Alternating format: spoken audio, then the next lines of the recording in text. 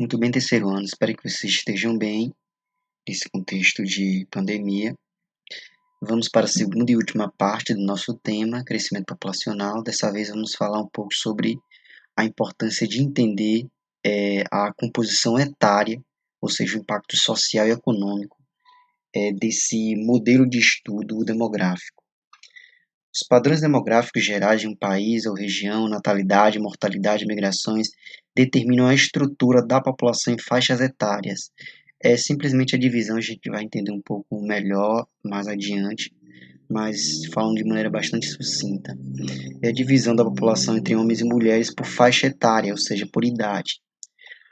Ao mesmo tempo em que resulta do estágio de desenvolvimento socioeconômico, a distribuição da população em faixas etárias causa impacto na economia e na divisão dos recursos em saúde, educação, formação profissional e outros. Se a população for mais jovem, significa dizer que o recurso será direcionado para a formação intelectual, ou seja, educacional e profissional desse grupo. Se o grupo for mais velho, majoritariamente, última parcela da população, que a faixa etária seja elevada, haverá uma preocupação no que se refere à previdência. O mais adotado, inclusive pelo IBGE atualmente, divide a população em jovens 0 a 14 anos. Só lembrando a vocês que dentro dessa divisão pode ter pequenas divisões, como por exemplo, de 0 a 5 anos, de 6 a 10 anos e assim por diante.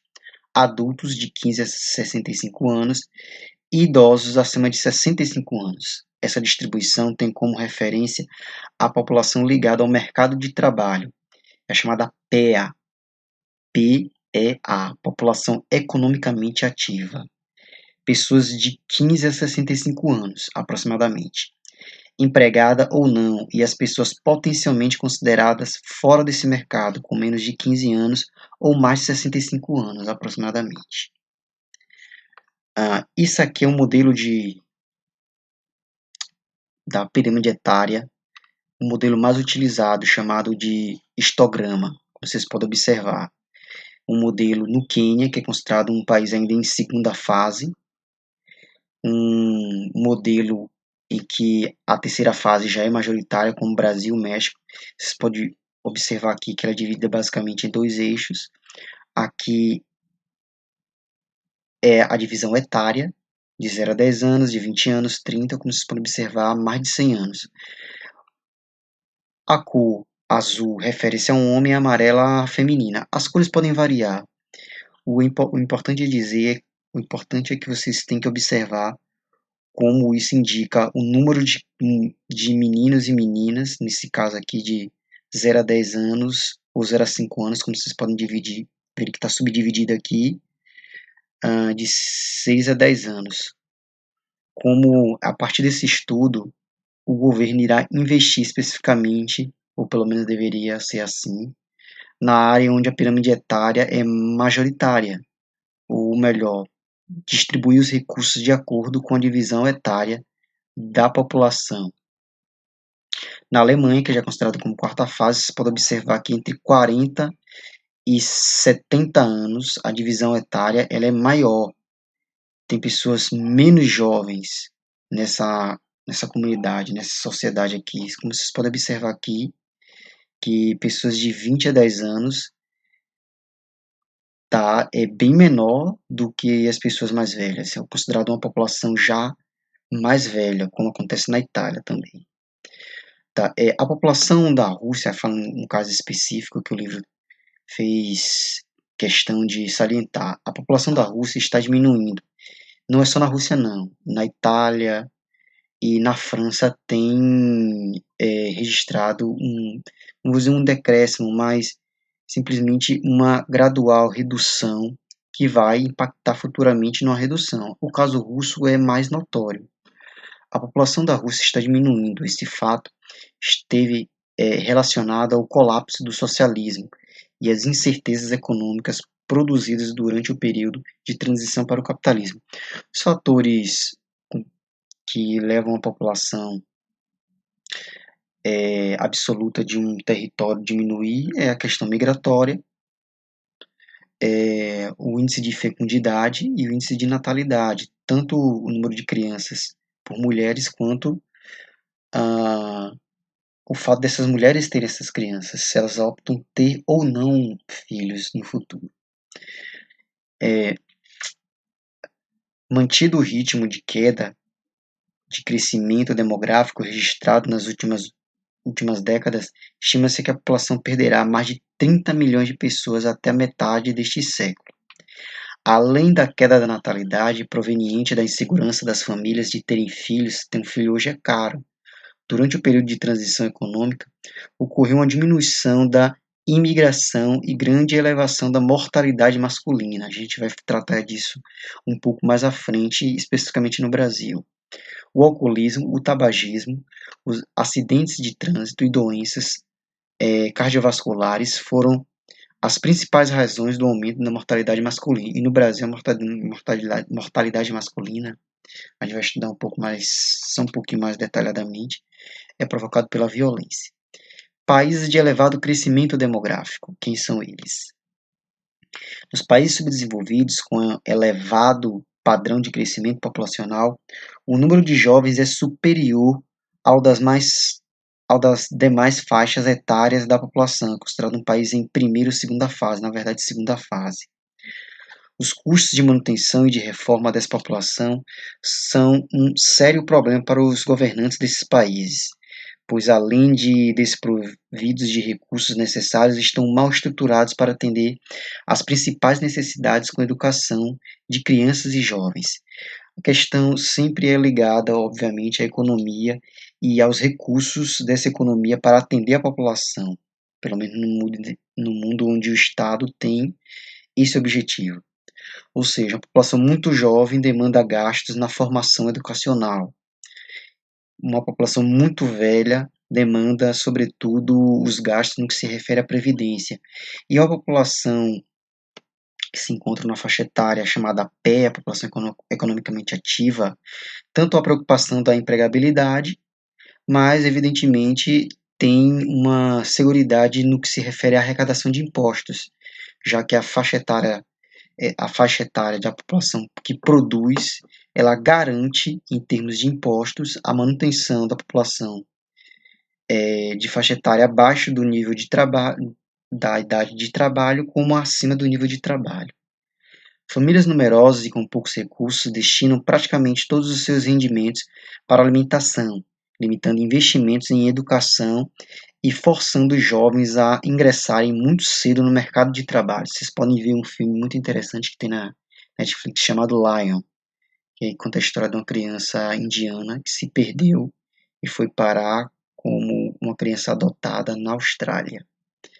Já vimos que no estágio atual de globalização econômica e transformações tecnológicas, os trabalhadores menos qualificados são os mais atingidos pelo desemprego, e a tendência é que as inovações no processo de produção os afastem ainda mais do mercado de trabalho, chamado subemprego, alguns chamam de subemprego,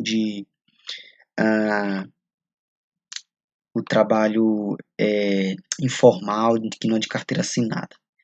Envelhecimento da população. Isso aqui é um dos problemas mais latentes que está sendo debatido aqui no Brasil, que é a questão da previdência, que tem relação direta com o envelhecimento da população, muito embora tenha outras questões que não é necessariamente ligada ao envelhecimento. Outra questão enfrentada por vários países, entre eles o Brasil, é o envelhecimento da população. Esse mapa aqui, muito embora ele não seja atualizado, é de 2012, mas mostra como os países do norte têm um índice de... E detalhe, não são todos os países do norte. Evidentemente que Canadá, Estados Unidos, Europa, Japão e Austrália são os países que se destacam na longevidade de sua população. A média, por exemplo, de 85 a 89 anos se encontra sobretudo aqui no Japão. Então, também países, como o Brasil, tem a longevidade entre 74 e 78 anos. Tá, dando continuidade. O processo de aumento do número de idosos no conjunto total da população denominado envelhecimento populacional, obriga os países desenvolvidos, cujo número de pessoas com mais de 65 anos, a maioria fora do mercado de trabalho, é superior a 15% da população total, a destinar um volume crescente de recursos ao sistema de previdência. Não só o sistema de previdência, como também infraestrutura urbana e residencial, obviamente, a, as instituições, seja ela pública ou privada de atendimento, tem que adaptar sua infraestrutura para atender cada vez mais uma população envelhecida. Eles argumentam que a manutenção de uma população idosa numerosa pode ser desproporcional à capacidade da contribuição previdenciária daqueles que estão no mercado de trabalho. Para que vocês entendam de maneira, digamos assim, relativamente clara, uma vez que o tema não é tão simples de ser explicado, a população atual que trabalha, ela contribui para que futuramente receba. Só que esse dinheiro não fica parado como se fosse um, um dinheiro que foi guardado num colchão ou num cofre. Ele é utilizado no presente para a população que já está aposentada. Então, se a população diminuir, vai ter prejuízo em termos de população economicamente ativa. O dinheiro vai diminuir e não vai conseguir atender a demanda da população que futuramente irá se aposentar. Isso porque o processo de envelhecimento ocorreu de forma diferenciada. Os países desenvolvidos cresceram economicamente e conquistaram elevados padrões sociais, responsáveis pela elevação da expectativa de vida e do envelhecimento. Os países subdesenvolvidos têm elevado suas expectativas de vida antes de que conquistas econômicas e sociais estejam plenamente consolidadas, produzindo um impacto muito maior. O caso brasileiro. No entanto, também houve uma ampliação da população adulta potencialmente apta ao mercado de trabalho. Portanto, a mudança na dinâmica demográfica, por si só, não explica os problemas da previdência social existente no Brasil. Observa aqui o gráfico. É de 0 a 14 anos, em 1960, como vocês podem observar, e em 2010, como a população de 0 a 14 anos cresceu, em referente a de 15 a 65 anos é maior, na verdade, fazendo a reinterpretação, e mais de 65 anos. Tá, o sistema permite a existência de alguns milhares de aposentados, aqui como o livro aponta como um dos principais problemas. Muito embora a gente tenha uma população economicamente ativa bem maior do que as outras duas faixas etárias, mas há um problema que é grave e em termos políticos, sobretudo, não se sabe como resolver isso. O sistema permite a existência de alguns milhares de aposentadorias extremamente elevadas, ao lado de milhões de aposentadorias miseráveis. Essas desigualdades foram reforçadas pelos menores valores pagos aos trabalhadores no setor privado em relação aos serviços públicos. Ou seja, há uma diferença brutal em termos econômicos de algumas pessoas receberem aposentadorias extremamente elevadas e outras pessoas que recebem aposentadorias baixíssimas. Isso, com a correção inflacionária, faz com que cada vez mais o poder de compra desse que recebe menos diminua cada ano. Boa parte dos problemas previdenciários brasileiros se explica pela má administração do sistema. Na segunda metade do século XX, por exemplo, sucessivos governos usaram os recursos destinados à provisão futura da sociedade para as outras finalidades de investimentos mais imediatos. Não são raros casos de denúncias de quadrilhas especializadas nessas práticas ainda nos dias atuais, que é de fraude. Esses valores mal dão para suprir os gastos com a saúde. Aqui está falando especificamente de como o salário é uma coisa que vai se tornando aos poucos, como eu falei, o seu poder de compra vai diminuindo gradativamente, fazendo com que o aposentado que recebe um salário mínimo não consiga dar conta das necessidades mais básicas, como comer e remédio, uma vez que cada vez mais se avança a idade, mais é a necessidade de atendimento médico especializado. O subemprego, em muitos casos, acaba sendo uma forma precária de complementação de renda para esses idosos que não conseguem reingressar no mercado de trabalho formal. Desigualdade entre gêneros. As conquistas femininas foram significativas nas últimas décadas. Registrou-se elevação dos índices de escolaridade e da presença feminina no mercado de trabalho. No entanto, a desigualdade entre gêneros ainda persiste. As oportunidades econômicas e a capacitação das mulheres permanecem profundamente limitadas, e o acesso a cuidados de saúde reprodutiva em questões relativas à gravidez na adolescência e assistência pré-natal permanecem precários em boa parte do mundo. As mulheres ainda desfrutam de menores oportunidades econômicas, recebem rendimentos inferiores ao dos homens e ainda é inexpressiva a participação feminina na política e em cargos de gestão pública e privada. Se observar o atual governo, quantos ministros são homens e quantos são mulheres, quantas ministras, não sei se está certo isso, enfim. A violência contra as mulheres que persiste, é curioso a gente destacar isso. A violência masculina, ela é muito diversificada. É por acidente de carro, por assalto, por estar assaltando, por desleixo em termos de cuidado à saúde ou à segurança do trabalho. Enquanto as mulheres, boa parte delas morrem, muito embora morram por questões de saúde, mas a maioria morrem por questão de violência doméstica, por isso que foi legislado uma lei específica, que é o chamado feminicídio. A violência contra as mulheres, que persiste em diversos países do mundo, é a mais grave constatação da desigualdade entre os sexos e da situação de submissão feminina. E a Lei Maria da Penha também, né? Os maiores casos de violência ocorrem em âmbito doméstico, mas no contexto social a mulher está sujeita às mais variadas formas de agressão, como o abuso sexual e o assédio no trabalho. O caso da China e da Índia, os dois maiores países do mundo, em termos populacionais, né? Em termos territoriais, a China é a quarta e a Índia é a sexta nação em termos territoriais. Em alguns países, como China e Índia, a violência começa antes do nascimento. Nesses países, a preferência cultural pelo filho homem impele muitas famílias a interromperem o nascimento de meninas, por meio de aborto seletivo.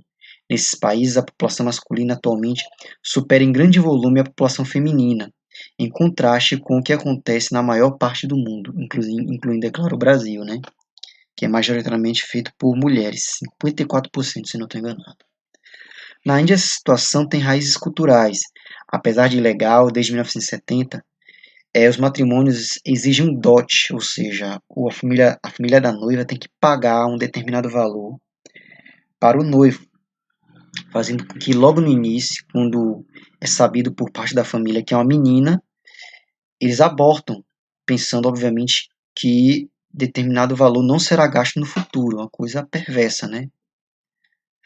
Tá. Na China, a política do filho único. A restrição ao filho único é aplicada com maior rigor nas cidades, ou seja, no leste chinês, onde se concentra boa parte da população em grandes cidades, a política do filho único ela é rigorosa. As exceções para grupos étnicos minoritários e para algumas famílias rurais, que pode ter um segundo filho caso o primeiro seja uma menina. Mas essas exceções não atingem a maioria da população. A possibilidade de ter apenas um filho fez com que muitas famílias optassem pelo filho homem. O abandono, o aborto ou infanticídio seletivo de meninas ou de crianças com alguma deficiência física ou mental foi o caminho que alguns países adotaram para se adaptarem à política de controle de natalidade chinesa, inclusive apoiado pelo próprio governo. Caso do Brasil. A população feminina apresenta níveis educacionais superiores aos da população masculina. No entanto, as mulheres, com grande potencial humano para promover o desenvolvimento do país, ainda têm um caminho a ser percorrido para a conquista da igualdade. Os papéis tradicionais desempenhados pelas mulheres e pelos homens ainda estão enraizados na sociedade brasileira. É a chamada dupla jornada, né? A mulher trabalha, obviamente, no seu campo profissional específico e trabalha também em casa. Uma tripla jornada, tem várias interpretações. Dessa forma, apesar da implantação de leis e de instituições voltadas à proteção da mulher, a violência doméstica e as diferentes oportunidades econômicas ainda são toleradas por grande parte da sociedade brasileira. Em 2006, como vocês bem sabem, foi promulgada a Lei Maria da Penha. Tá, política do filho único em xeque na China. Eu não vou ler esse texto, eu destaquei aqui, quem quiser pausar o vídeo e ler o texto na íntegra, ou essas partes que eu destaquei, mas é um conteúdo interessante no que se refere à mudança da política do filho único na China. Expectativa de vida da população por sexo, ou seja, o que é que faz os homens viverem menos do que as mulheres, logo para antecipar. Há pouco mais de um século havia equilíbrio entre o número de homens e o de mulheres na composição populacional mundial. Porém, desde o final do século XIX, o recenseamento vem acusando um aumento progressivo no número de mulheres. Até o século XIX, as principais causas de mortalidade eram as doenças infectocontagiosas, como a varíola, por exemplo, que atingiram proporcionalmente homens e mulheres. A partir do século XX, houve um aumento gradual do número de mortes resultantes de doenças cardiovasculares, que afetam especialmente os homens, ainda mais que os homens não costumam ir ao médico e não têm uma preocupação tão intensa com a saúde como as mulheres. Esperança de vida no Brasil. No Brasil, assim como em outros países, outro fator contribui significativamente para uma menor expectativa de vida dos homens, a violência. Os homicídios e os acidentes de trânsito atingem principalmente homens, com idade entre 15 e 35 anos, contribuindo para reduzir a expectativa de vida masculina. Segundo o IBGE, nascem mais homens do que mulheres. No entanto, quando chega a determinada faixa etária, como vocês observaram, entre 15 e 35 anos, a pirâmide etária inverte, se torna majoritariamente formada por mulheres. A alteração do papel da mulher na sociedade representa uma conquista, mas também traz desafios como a dupla jornada de trabalho, dentro e fora de casa. São comuns também os casos em que as mulheres solteiras ou separadas assumem sozinhas a responsabilidade de cuidar dos filhos e de garantir sua subsistência e formação. Tá? Nos países ou regiões que atraem imigrantes, como por exemplo os Estados Unidos e países economicamente mais desenvolvidos, há predomínio da população masculina. Já nos países ou regiões de imigração é de saída, predominam as mulheres. No caso brasileiro, esse fator manifesta-se no maior número de mulheres e mesmo de mulheres chefes de família na região Nordeste, devido à imigração da população masculina para outras regiões em busca de melhores condições de trabalho. Como vocês podem observar aqui, a expectativa de vida no Brasil. Esperança de vida, né? Isso. Tá. Isso aqui é um mapa chamado Anamorfema. Se estiver incorretamente, depois eu faço a correção. Mas esse mapa aqui é proporcional ao número populacional. Como vocês podem observar, Índia é deformado mesmo, de acordo com o número populacional. Essa aqui é uma versão de 2011. Você pode observar que Canadá como o segundo maior país do mundo, mas nesse modelo de mapa, ele fica fininho, porque a população não é proporcional ao tamanho do território, como a China fica enorme. E a Rússia, como é o maior país do mundo, fica fininho. Tá? E em 2100, especula-se então que o continente com o maior contingente populacional será a África. E o Brasil vai encolher. Tá? Sendo assim, dou por encerrada a aula de hoje. Espero que vocês estejam bem e até a próxima